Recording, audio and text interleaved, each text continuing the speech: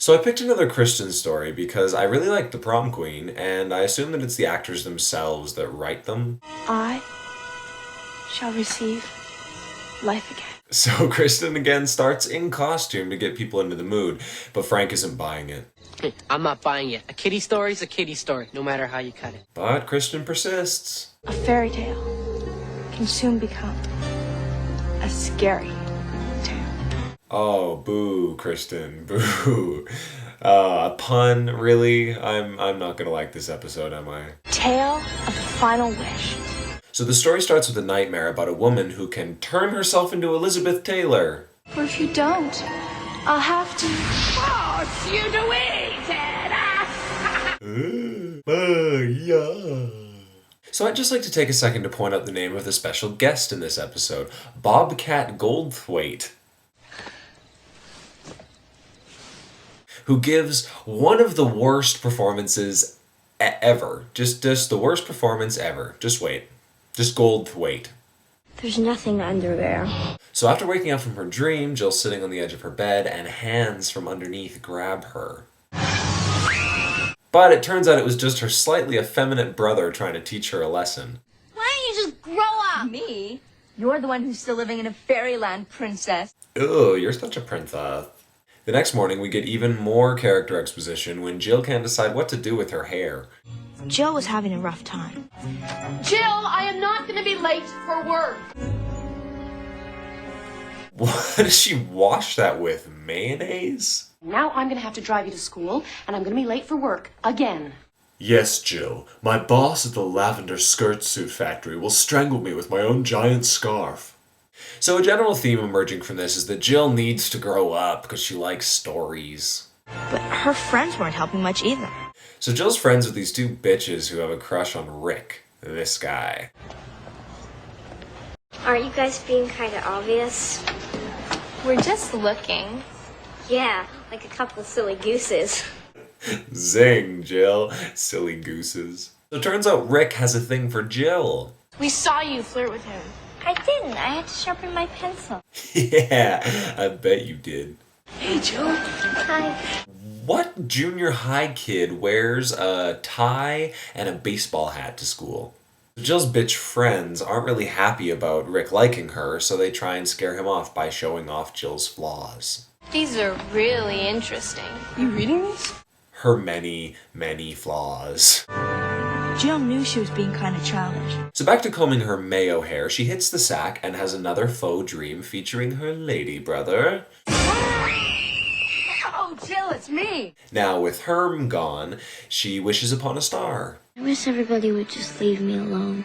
Wishing is never a good thing in Are You Afraid of the Dark? I'm learning this. Back to bed, there's a genuine scare when her effeminate brother is standing sleeping beside her bed. That would be terrifying. So everyone else in the house is gone, but when she checks under her bed, get ready for it, Bobcat pops out and takes her back to his pedophile lair. Man, the budget for this show has gone up in the second season.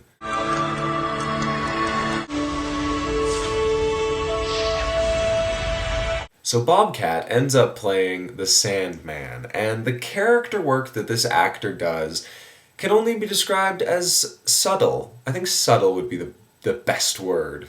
You're the guy under my bed. That's it!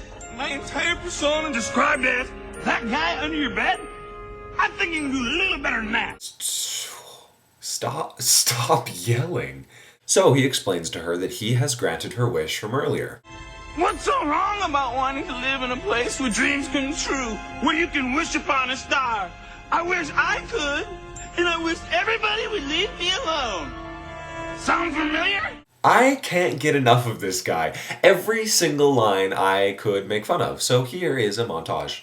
This place is a dream, but, you're not dreaming. Oh, alright, you're no fun. Isn't it obvious? I'm the Sandman.